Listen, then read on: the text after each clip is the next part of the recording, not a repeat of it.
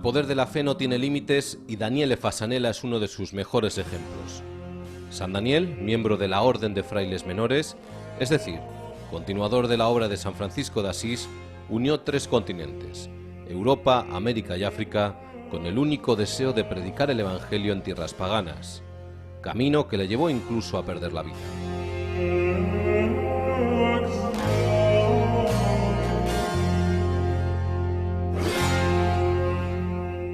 No son muchas las noticias que tenemos sobre San Daniel, aunque suficientes para hacernos una idea de quién fue este santo que unió el mar Mediterráneo con América desde el invisible hilo de la fe. En una fecha que desconocemos, probablemente a caballo entre el siglo XI y el siglo XII, San Daniel, en origen Daniele Fasanella, nació en la pequeña localidad de San Belvedere Marítimo, en la provincia italiana de Cosenza, en la región de Calabria. En un enclave muy cerca del mar Mediterráneo, un mar pequeño, casi familiar, en cuyas orillas se ha forjado una parte de la historia europea, un mar de navegantes, comerciantes y peregrinos que ha sido testigo del trasiego milenario en que se ha forjado una cultura plural y amplia.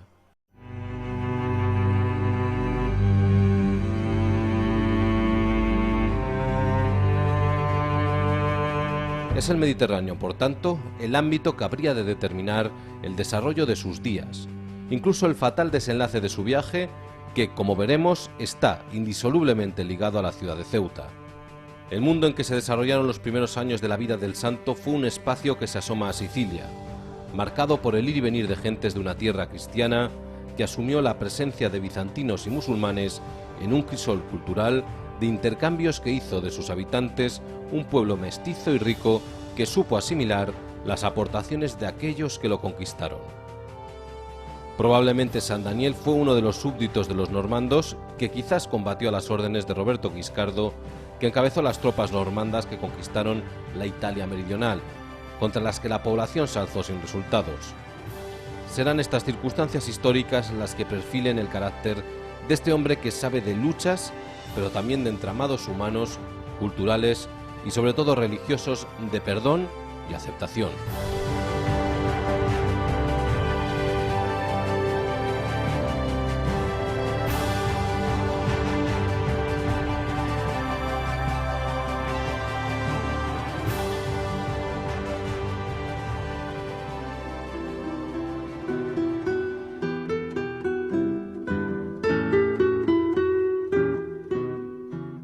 Las huellas de San Daniel han sido estudiadas por el historiador Vincenzo Nosito, quien recopila los datos del santo a partir de 4 documentos principales de los que se desprende que San Daniel perteneció a una noble familia a la que estaba absolutamente vinculado y con la que cumplió aceptando las responsabilidades que su nobleza conllevaba durante buena parte de su vida,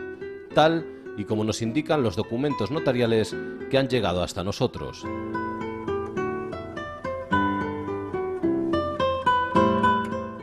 No es nueva la figura del santo de orígenes nobles que nos recuerda a otros muchos santos italianos, como el propio San Francisco, patrón de Italia, cuya estela fue seguida por San Daniel. De esta manera el santo calabrés se convirtió en sacerdote y más tarde, en 1219, se hizo fraile de la Orden de los Franciscanos Menores en la ciudad de Agrópoli, en la provincia de Salerno.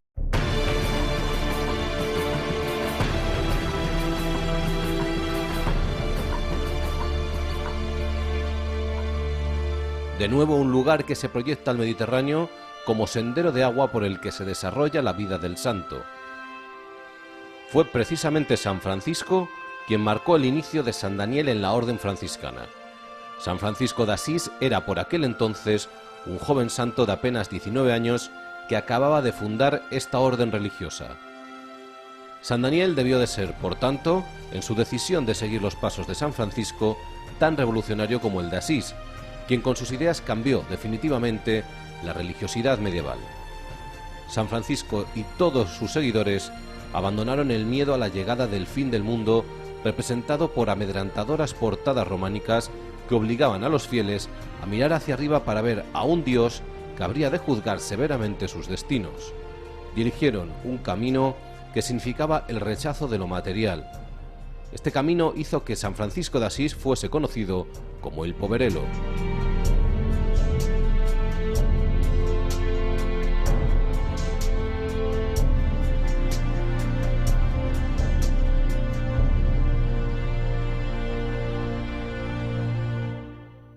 Esta determinante escisión del mundo material nace a partir de la revelación que tuvo San Francisco el 24 de febrero de 1208, en que escuchó las palabras del Evangelio de San Lucas, donde se incita a los fieles a vivir sin monedero o sin bolso.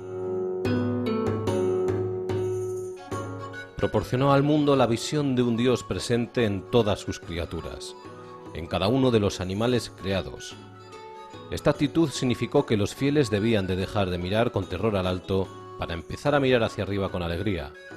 la alegría que se deriva del mundo creado por Dios. Es famoso el episodio en que San Francisco habla con ternura al hermano lobo en los prados de Gubbio, en plena Umbria, tierra de santos, en donde también había crecido San Benedetto de Norcia o Santa Clara. Igualmente hermosa es la imagen de Giotto en la iglesia de San Francesco de Asís, en que el santo se comunica con las aves. San Daniel debió tener el rostro de alguno de los monjes que acompañan a San Francisco en los frescos que Giotto pintó en la iglesia franciscana de Asís. Debió de tener la mirada paciente de muchos de ellos y quizás sintió en su interior las palabras que San Francisco vertió en el Cántico de las Criaturas. Amó el mundo en armonía con todo lo que le rodeaba y compartió con San Francisco la devoción por la Virgen, que comenzó a adquirir una gran relevancia en el panorama religioso de los siglos del Gótico.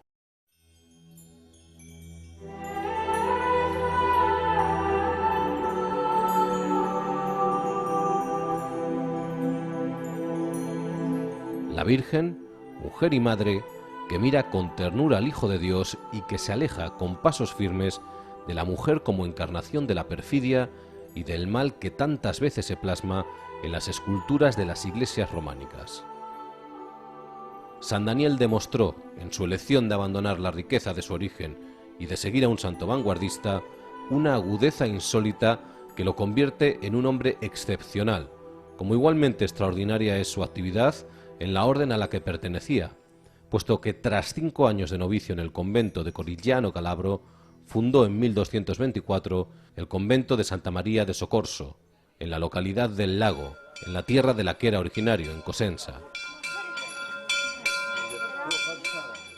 Pero todo esto no era suficiente para San Daniel, que seguramente consideraba que su misión en tierras cálabras ya estaba encaminada y que era necesario dar a conocer la fe de Cristo en otras tierras. Experimentó la necesidad de emprender un nuevo camino, de seguir las exigencias de su propia fe, recorriendo el Mediterráneo, que fue, durante la mayor parte de su vida, el escenario en que tuvieron lugar los hechos más significativos de la misma.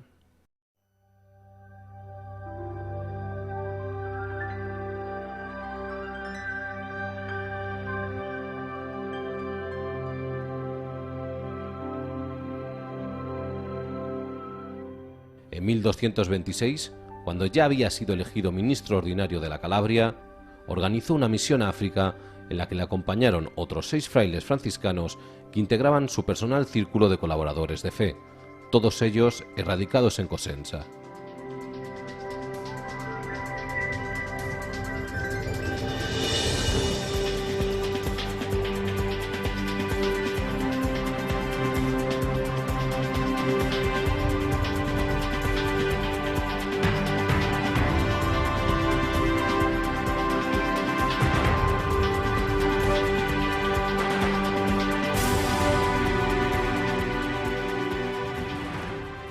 También el propio San Francisco de Asís había desempeñado un papel importante dentro de la difusión de la fe al viajar a Chipre, a San Juan de Acre y a Damieta, en el delta del Nilo, que se encontraban bajo las órdenes del duque Leopoldo VI de Austria, a quien pidió que no realizasen ningún ataque. De esta manera debía de concebir San Daniel su viaje como portador de un mensaje, como un perfecto pacifista que hablará del amor de un Dios cristiano a todos aquellos que lo desconocen. San Daniel y sus frailes se embarcaron en Lido di Belvedere, en una nave que en este caso les llevaba a tierras toscanas, a la provincia de Livorno.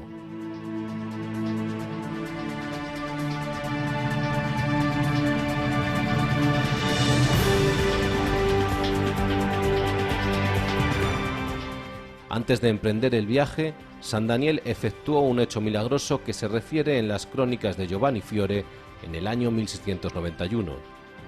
Convirtió en potables las aguas de un pozo de tal manera que tuviesen líquido del que abastecerse durante todo el viaje, la que pasará a conocerse como agua de San Daniel.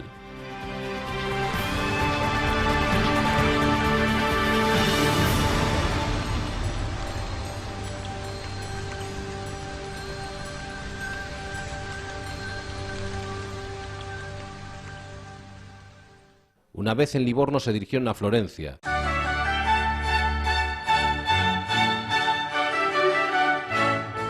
En diciembre de 1226,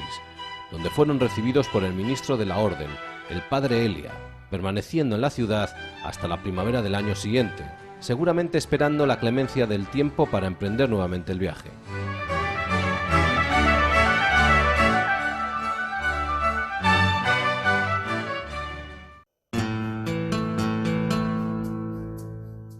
En esta ocasión llegaron a Barcelona y de ahí a Tarragona, desde donde cogieron un barco que les habría de llevar a África. Sabemos que en el año 1227 San Daniel, junto a Angelo y Leone, ya estaban en Ceuta y algunos días más tarde les alcanzaron el resto de los monjes.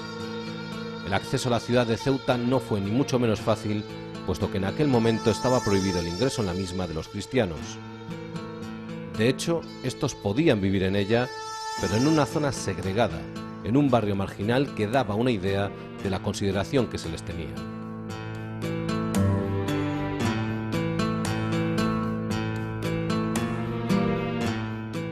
En aquellos momentos Ceuta, ciudad cantada por el propio Dante Alighieri en su Divina Comedia como el lugar que, bañado por el mar, alberga las columnas de Hércules, estaba dominada por los almohades,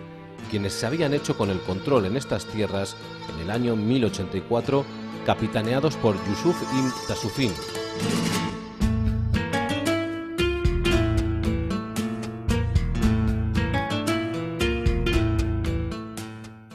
Al frente de la ciudad, en el momento que se produjo la llegada del santo calabrés, se encontraba un personaje llamado Arlaeardo, conocido por su convencida adhesión al credo musulmán y por su extrema crueldad.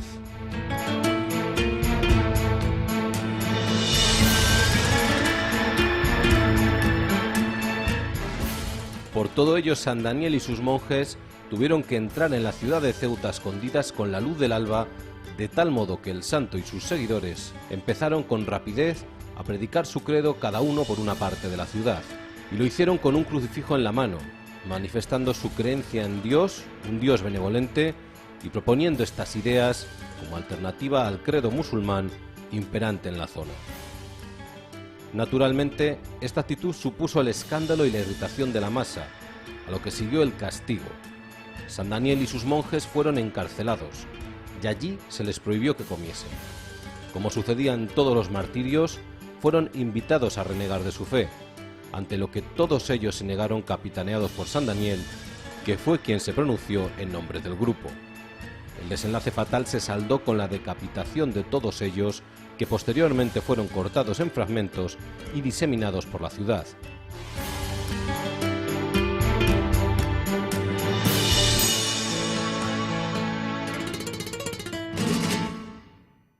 La ciudad de Ceuta, en cuanto enclave comercial, era transitada por aquel entonces por comerciantes de diversos puntos de Europa, de entre los que cabe destacar la intervención en esta historia de los genoveses, los marselleses y los pisanos, que recogieron los restos de los mártires y los enterraron en uno de los barrios de la ciudad.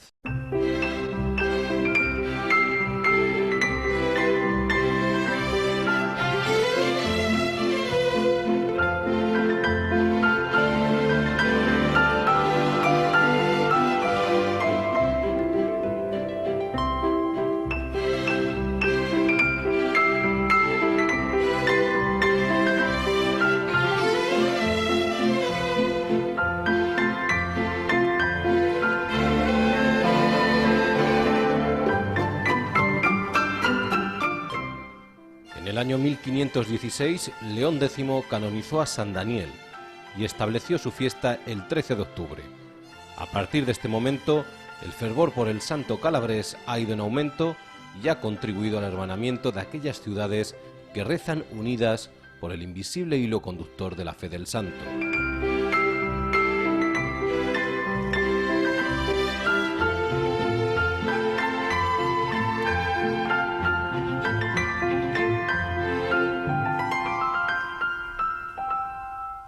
Un vínculo que recorre el Mediterráneo desde Calabria hasta Livorno y desde ahí hasta España, primero en Cataluña y definitivamente en Ceuta, lugar en que se desarrolló el trágico desenlace de la vida del santo. Igualmente intenso es el fervor por el santo mártir en algunas localidades de la isla italiana de Cerdeña, en donde se celebra su culto. Pero esto no termina aquí, y se produce un salto al continente americano gracias a la fe de los muchos italianos meridionales que emigraron a tierras argentinas. En los corazones de muchos calabreses viajó la fe por San Daniel, que de nuevo recorrió el mar para llegar, en este caso, a Buenos Aires, en donde se celebran las fiestas que lo recuerdan, fiestas en las que se ensalza el valor de este franciscano valiente que, empujado por su fe en Cristo, rompió con las fronteras. En algunas iglesias argentinas se conservan esculturas del santo en las que la iconografía refiere a un monje franciscano con una espada en su cabeza, la espada con que fue decapitado, la espada que segó su vida en Ceuta. Los emigrantes italianos, en ocasión de esta festividad, el 13 de octubre, sacan en procesión al santo por las calles porteñas, recordando sus raíces y homenajeando al santo.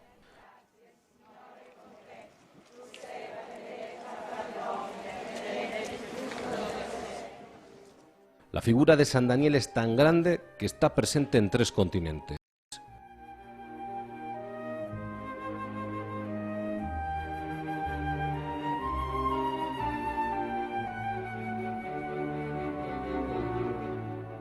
Y es que aquellos emigrantes italianos que un día partieron de su país llevaban en su maleta, además de sus ilusiones, la devoción por un santo que les acompañó en los peores momentos de su viaje. Y es tanta la fuerza con la que entró en sus corazones que hoy, más de un siglo después de su partida, siguen homenajeándole como si estuvieran en su país natal.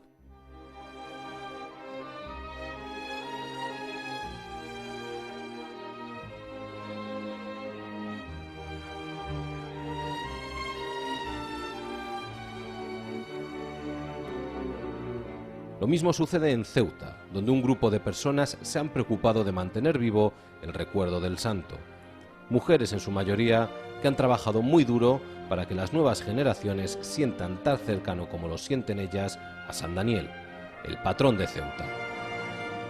Una devoción que, gracias a la refundación de la hermandad en el año 1980, ha conseguido que sean ya 120 los hermanos que forman parte de la cofradía, y 32 de ellos portadores de una imagen que pertenece al arte barroco, realizada por un autor anónimo malagueño y que antiguamente se veneraba en el altar mayor de la catedral.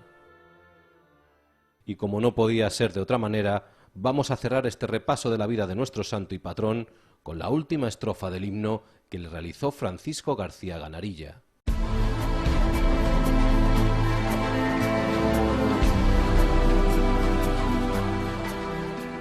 Contémplanos, Clemente, en nuestra devoción y fe rendida, en los bienes defiende a los que no te olvidan en los duros peligros de la vida.